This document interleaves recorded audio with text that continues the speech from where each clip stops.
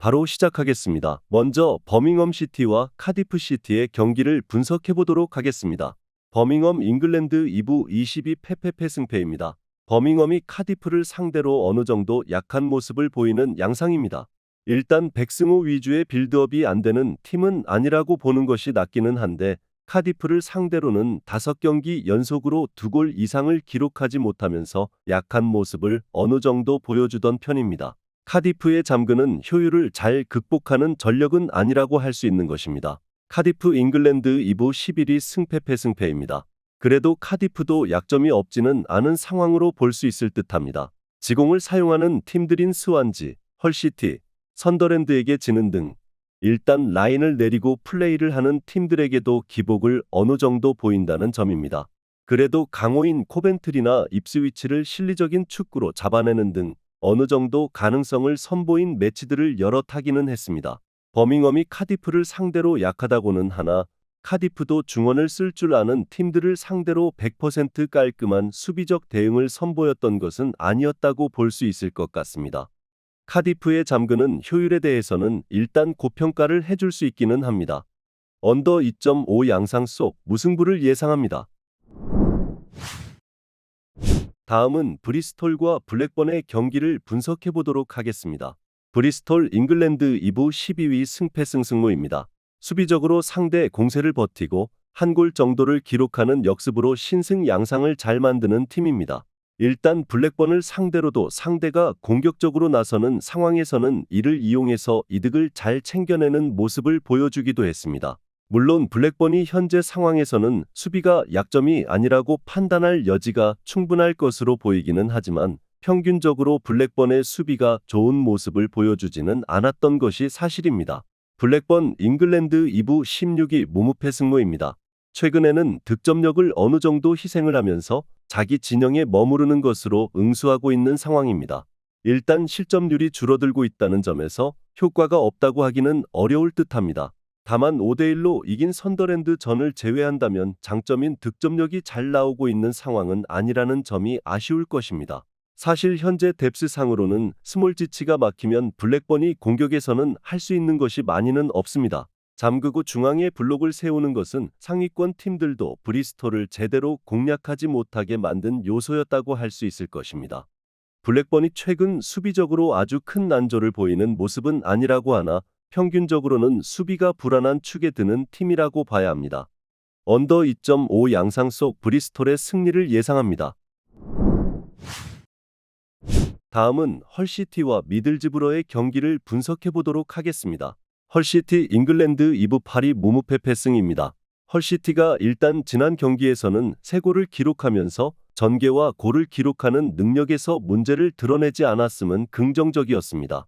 다만 공격적으로 공을 잡고 올라오는 것을 선호하는 편인데 미들즈브러가 역습 상황에서 오히려 득점력을 더 잘 선보이는 팀이라는 점은 참고해야 할 듯합니다.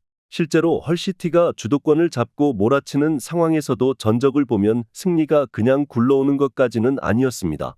미들즈브러 잉글랜드 2부 9위 승무무승승입니다. 원정에서 한 경기를 덜 치르고도 10골을 더 넣었을 만큼 라인을 올리고 플레이를 하는 특성의 팀에게 강한 편입니다. 물론 주도권을 상대에게 내주었을 때의 실점 통제 능력이 좋은 팀이라고 할 수는 없는 유형의 팀입니다.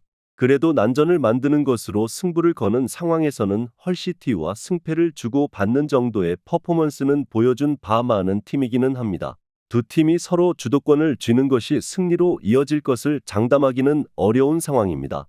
일단 헐시티가 홈에서 보여주는 지배력을 생각할 필요가 있을 것 같기는 하지만 미들즈브러도 오히려 역습 상황에서 강하고 특히 득점력에서의 상승이 보인다는 점이 포인트입니다. 오버 2.5를 예상합니다.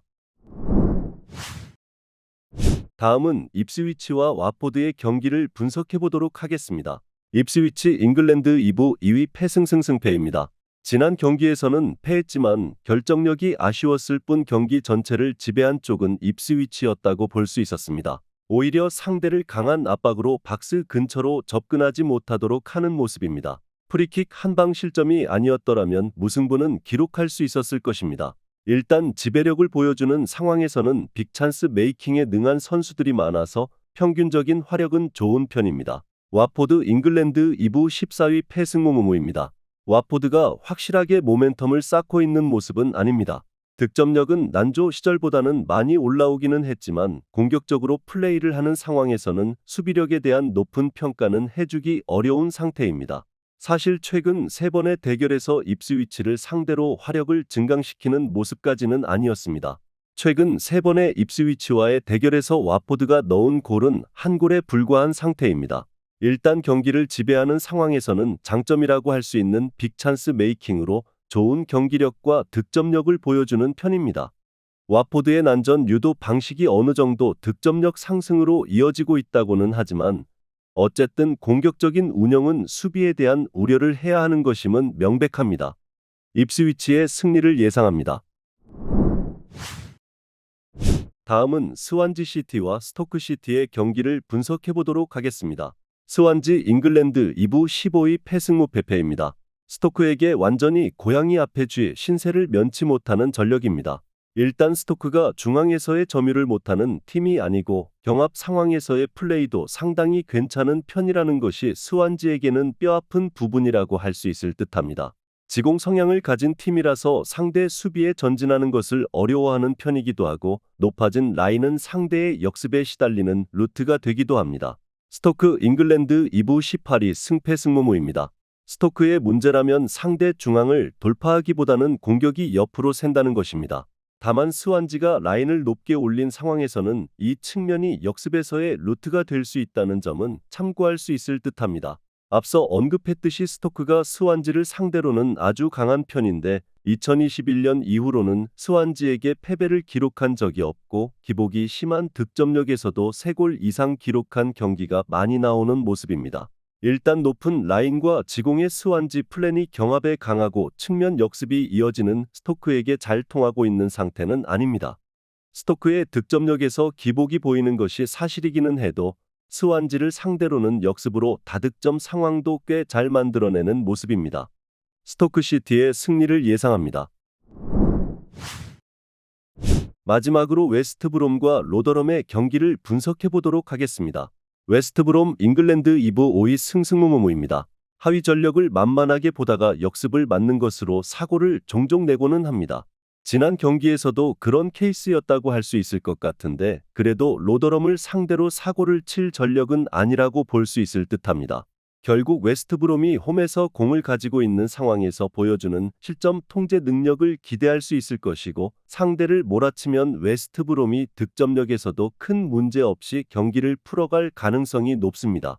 로더럼 잉글랜드 2부 24위 패무패승패입니다.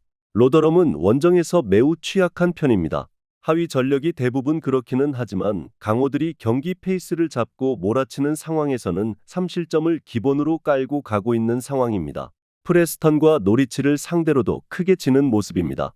상대의 뒷공간을 노리는 것으로 대응하면서 난전을 만들기에도 직선적 플랜과 박스 밖 중거리가 옵션의 전부인 팀이라 적합하다고 보기는 어려울 듯합니다. 로더럼이 원정에서 점유를 잡고 몰아치는 상위권 팀에게 너무 무력한 편입니다. 웨스트브롬이 홈에서 주도권을 잡은 매치에서의 수비 능력과 경기를 컨트롤하는 능력을 로더럼이 제어하지 못할 가능성이 매우 높습니다. 웨스트브롬의 핸디캡 승리까지도 예상합니다. 영상에서 알려드리는 내용들은 모두 1차 분석 내용들이며 2차 분석과 최종 조합픽은 영상 하단 고정 댓글 링크로 문의 주시면 안내 도와드리도록 하겠습니다. 시청해주셔서 감사합니다.